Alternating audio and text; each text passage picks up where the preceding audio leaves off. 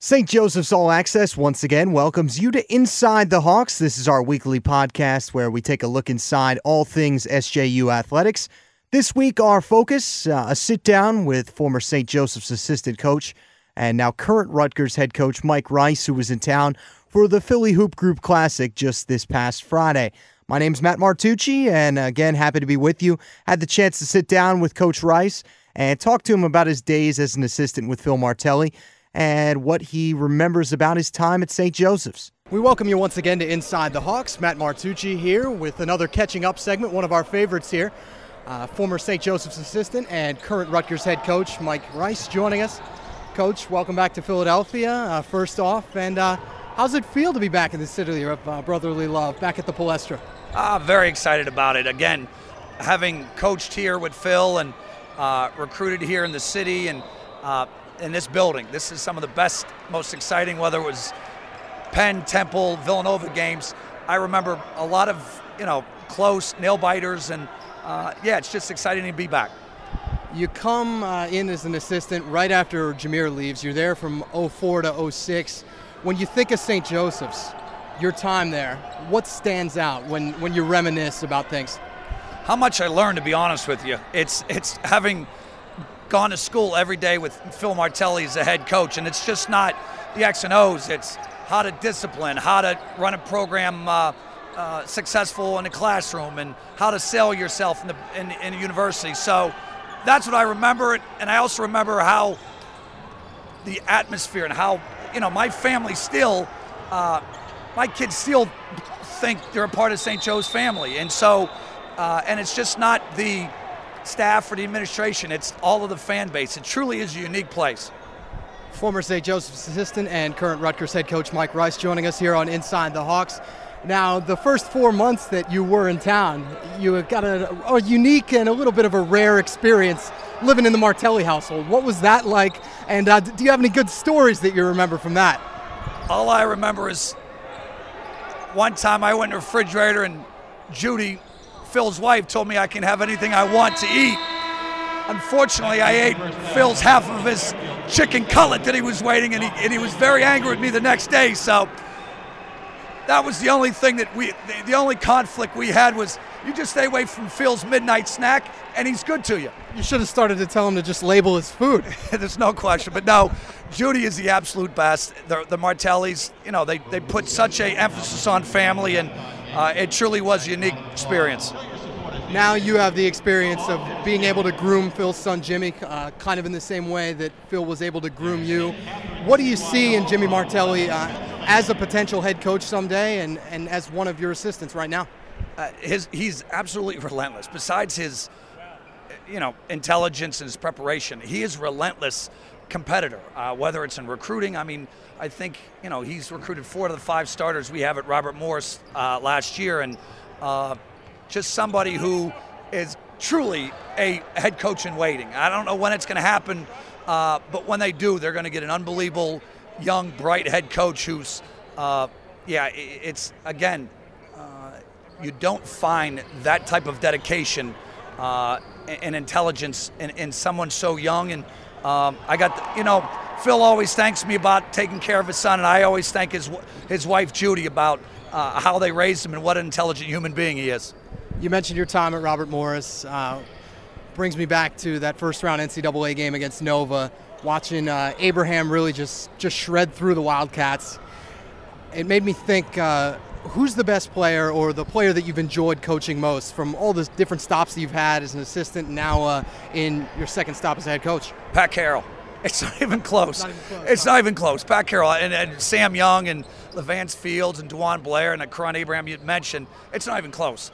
Pat Carroll, for those years that we were, every time the shot went up, it had a warm sensation in the middle of my stomach saying, oh, this shot's going in. So Pat certainly was somebody who literally made himself into a basketball player. Everybody knows, the Hawk Nation about what he did with his game and how it developed. But I was there at 6 o'clock in the morning rebounding and watching him just work. And so I would have to put, not just because I'm on St. Joe's Network right now, Pat Carroll truly is my favorite.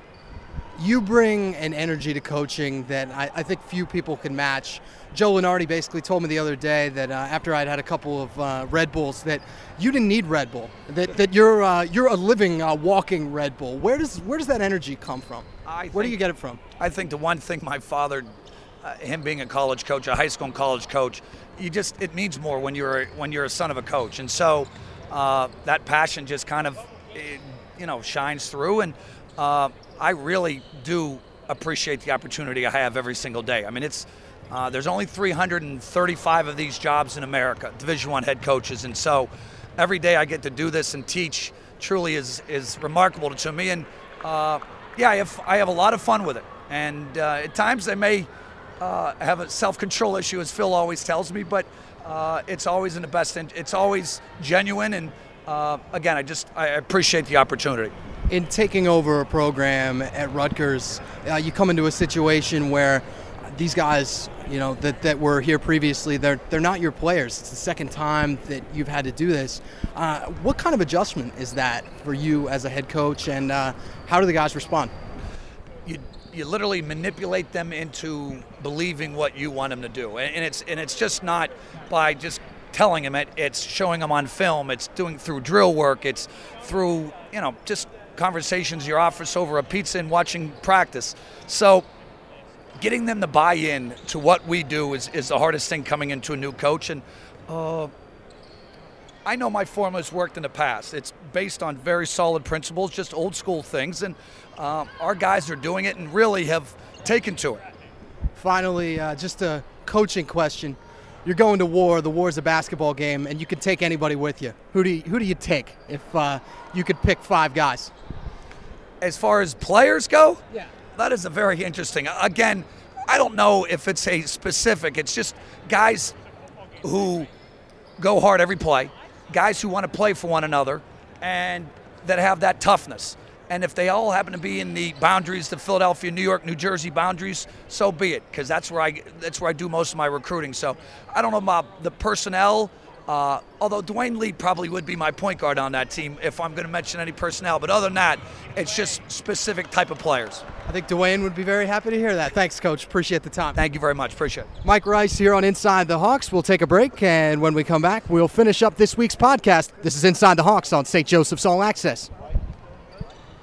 Again, a special thank you to Mike Rice for joining us on Inside the Hawks. We also decided that we'd give you some highlights of that big St. Joseph's win over Rutgers, a 6-point SJU victory. Take a listen to this past Friday's highlights of the St. Joseph's Rutgers game. Joe Lunardi and myself, Matt Martucci, on the call. Hope you enjoy. As Quarles, along the far sideline, had to pick up his dribble and gets off Galloway. Hawks move from right to left. Galloway, a toss to Aiken, and throws it down.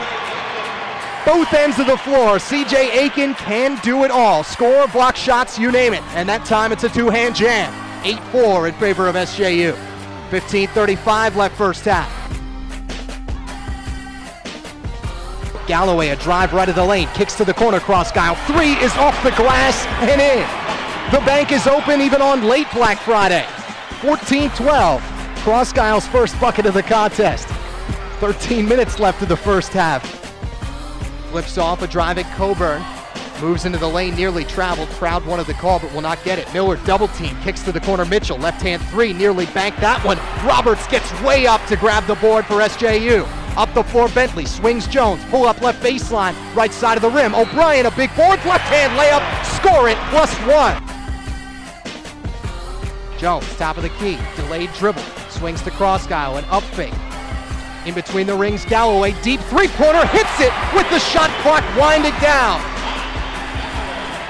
Langston Galloway, you remember his name, he's gonna be something. 31-22. He's pretty good now.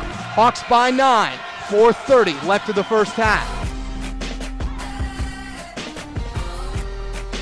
Swilling, attacking left baseline, leaves Aiken, right block, one-hand flush on top of Dane Miller. Take that picture, put it on a poster. 38-33, Aiken's jam extends the Hawk lead to 5. Right wing Bentley, Spin dribble on the foul line, bounces to the corner. Hilliard steps into a jumper. It's off the back of the rim. Galloway, a big board, puts it on the floor, puts it off the square.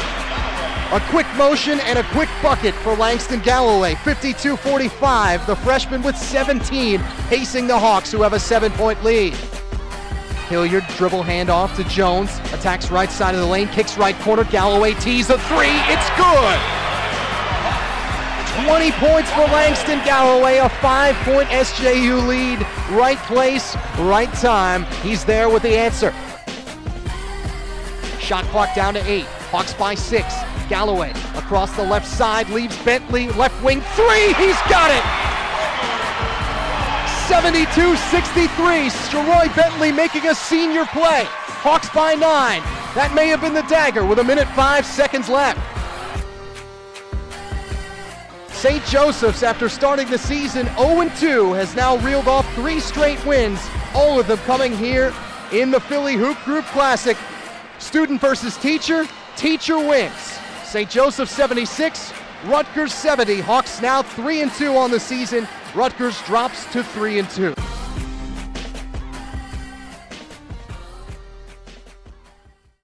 We once again thank you for tuning in to Inside the Hawks, our weekly podcast that focuses in on all things SJU athletics. Join us next week, where we'll be joined by women's basketball coach Cindy Griffin, as well as baseball coach Fritz Hamburg. Hope you can tune in on Inside the Hawks. For everybody here at St. Joseph's Athletics, I'm Matt Martucci. Talk to you next week.